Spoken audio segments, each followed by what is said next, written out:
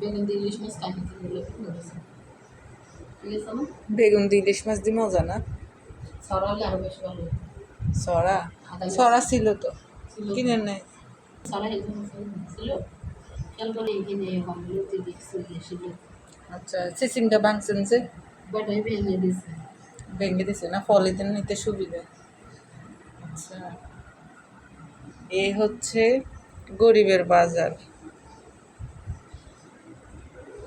পরিবার এক সপ্তাহ বাজার। গরিবের এক সপ্তাহের বাজার না?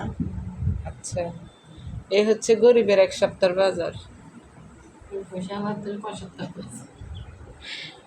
আল্লাহ জানে পয়সাওয়ালার ক সপ্তাহের বাজার। পয়সাওয়ালার একটু একটু খায়, না, গরিবে বেশি খায়। না, গরিবে বেশি খায় না। এটা হচ্ছে গরিবের বাজার, পয়সাওয়ালার বাজার আরো বেশি হবে। আর পয়সা আমার তো diabetes, high pressure, blood pressure সব খাওয়া বন্ধ। তাই এই নাকি? বড় না, লোকেরা কম খায়, গরিবেরা বেশি খায়।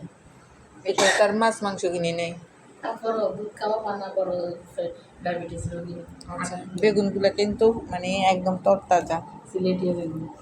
এগুলো সিলেটি বেগুন, আমি আবার চিনি না বেগুন কোনটা কীরকম। আলু। তো আমার কাছে ছোট ছোট গোল গোল যে বেগুনগুলো আছে মানে দেশি বেগুন, ওগুলো রান্না করে খেতে ভালো লাগে, শুটকি দিয়ে, তারপরে যে কোনো মাছ দিয়ে।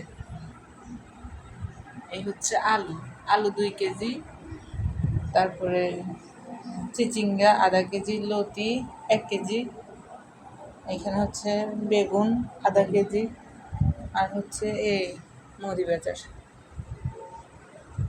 এগুলো হচ্ছে বাজার। তো টমেটো অল্প কিনছি, যেহেতু টমেটোর দাম বেশি সেজন্য টমেটো অল্প কিনছি। তো বাজারগুলো কেমন হয়েছে আপনারা সবাই কমেন্ট করে অবশ্যই জানাবেন। তো আজকে ভিডিওটা এ পর্যন্ত, কোথা হাফেজ।